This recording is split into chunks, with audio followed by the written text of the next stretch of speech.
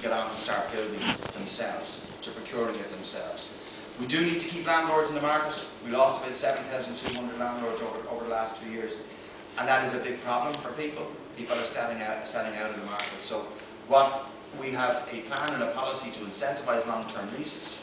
So you give an additional tax credit for landlords who offer longer-term leases, allowing property tax to be considered as a deductible expense, a rental tax credit for care, for renters, and commercial rate reductions for above shop living.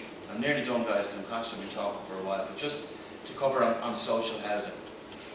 We need to actually ramp up substantially the budget to build social homes. Now, this explains what we would do to build them quicker, but you'll see in that period of time, since we're actually looking at about a 25% increase year on year. So money, we're told, is never the issue.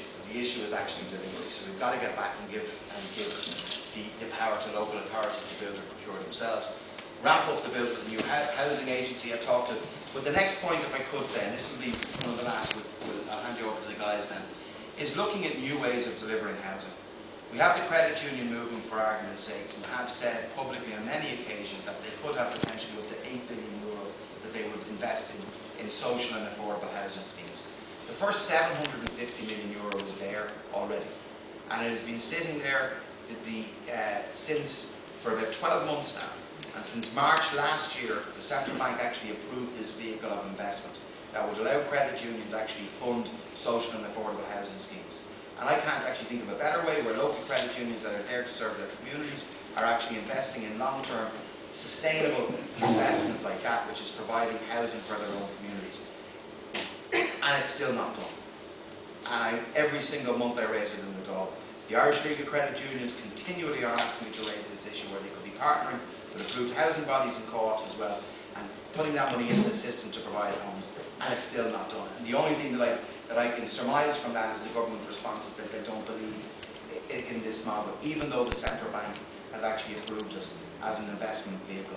So we can utilise what's called off-balance sheet measures such as this, credit union money, put it to good use, increase our Part 5s, that's my secondary proposal. Part 5s being what is 10% of existing developments being social.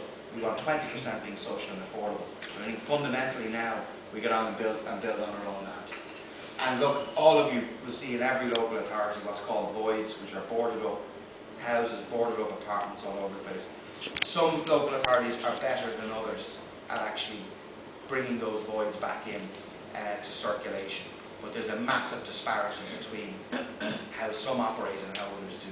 And there's an existing housing stock that can be so used so much better. So look, there's a lot we can do, guys. I think there's one or two other slides, but I'm going to leave them for a moment and we'll take questions. I just wanted to say to you, look, there's an affordable housing scheme there that we produced that will work.